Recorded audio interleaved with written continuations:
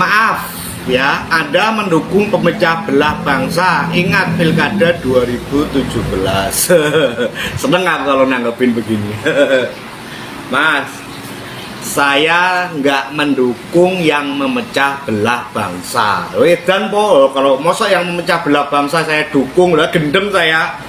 Orang ini negara-negara saya, tempat tinggal saya, tempat kelahiran saya, tempat saya nyari makan. Masa ya orang yang mau memecah belah ya saya dukung, lah gendeng apa? Pikiranku masih waras mas, akal sehatku masih sehat mas. Terus ingat Pilkada 2017. Nah, apa yang terjadi di Pilkada 2017 itu apa mas? Saya enggak tahu. Apakah ada kerusuhan?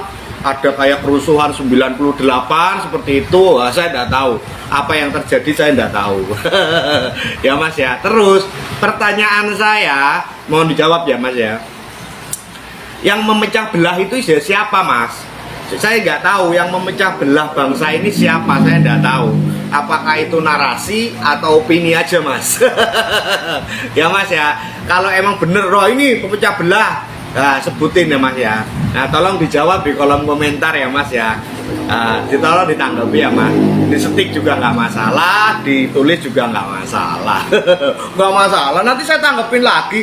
Mau menghujat saya, mau bodoh-bodohin saya, tetap tak balas pakai VT. Nggak, saya dah. Itu goblok kamu nih. Artikelnya nih, kamu baca sendiri. Nah, nanti saya cari. Oh iya ya, saya salah. Pasti saya begitu. Nanti saya akan reaction.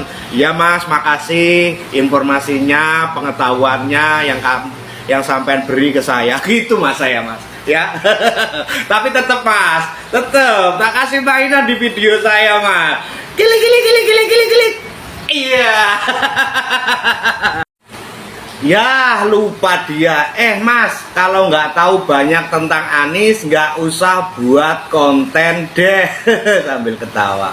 Boleh mas, tak tanggapi mas.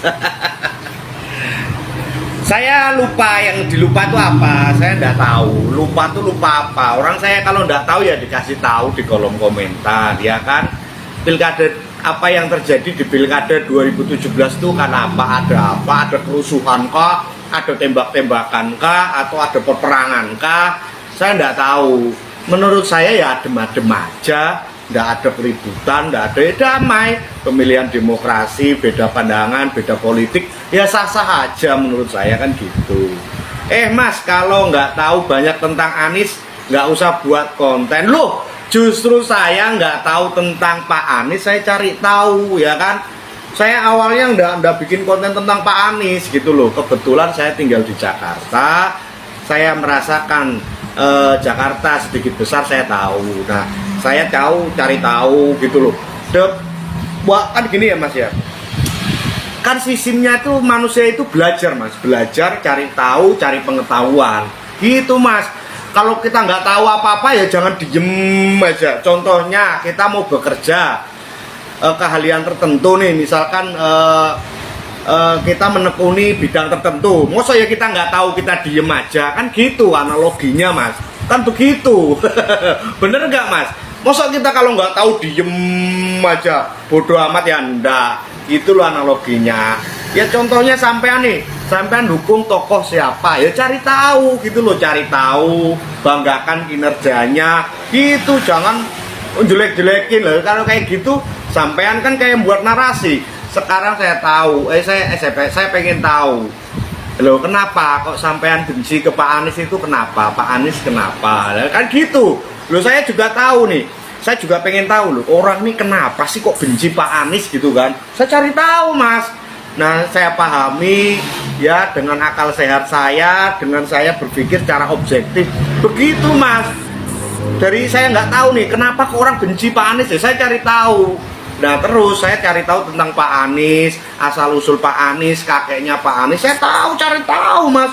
Saya cari tahu gitu kakeknya, asal usulnya, saya tahu, ya sedikit tahu. Ya kan biografi Pak Anies, dia saudaranya siapa, keturunan siapa, ya saya cari tahu mas. Gitu loh, terus tak sajikan di BT saya. Dan misalkan mau diluruskan, ya enggak masalah, orang kita cari pengetahuan. Gitu mas caranya. Tapi tetap mas, tak kasih mainan di video saya mas. Gile gile gile gile gile.